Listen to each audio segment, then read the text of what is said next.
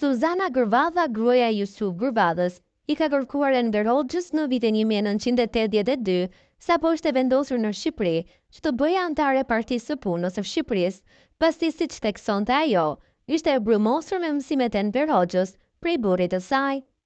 Në letrën e saj përgjigjuese drejtuar Enver Hoxhës dhe Nexhmije Hoxhës, ajo dërgon edhe përshëndetjet e fëmijëve të saj, mes të cilëve dhe Donika Gërvadhës, sot ministre e jashtme e Kosovës.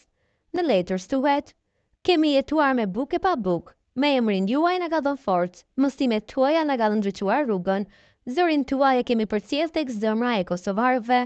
Im shoq Jusufi ishte publicist, poet, kompozitor, piktor, por nuk murrej me asgjë përveç se me fjalën "jemi enverist". Në fund të letrës ajo shkruan: "Si Jusufi ashtu dhe unë, ëndrrë më të madhe të jetës e kemi pasur të pranoheshim si komunist në gjirin e PPSH-s.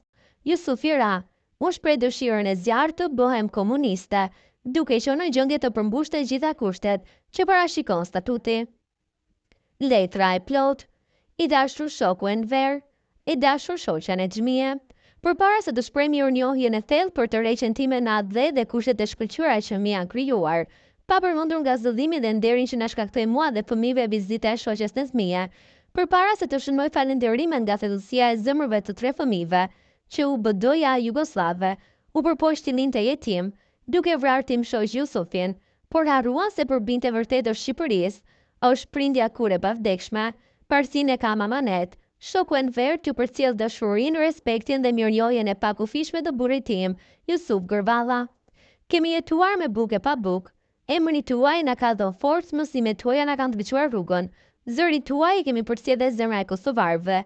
Im shoq Jusufi ishte publicist, poet, kompozitor, piktor, por nuk murrej me asgjë përveç se me fjalët "jemi enverist". Ai dinte përmend pasazhe të tëra nga të gjitha veprat tuaja.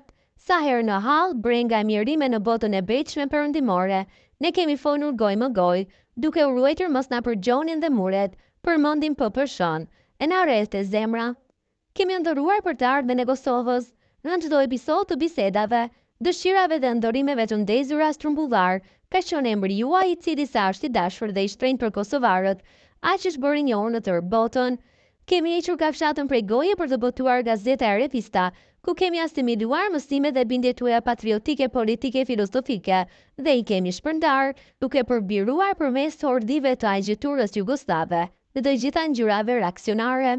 Jam krenare që im shoq Jusuf Gërvalla vërtet ra në frontin më tragjik të ideologjisë të patriotizmit, por mund të them me thjeshtësinë, si ai rriti të krijonte një bërtham revolucionar sipas mësimeve të PPSH-s, që do të vazhdojnë luftën deri në fitore.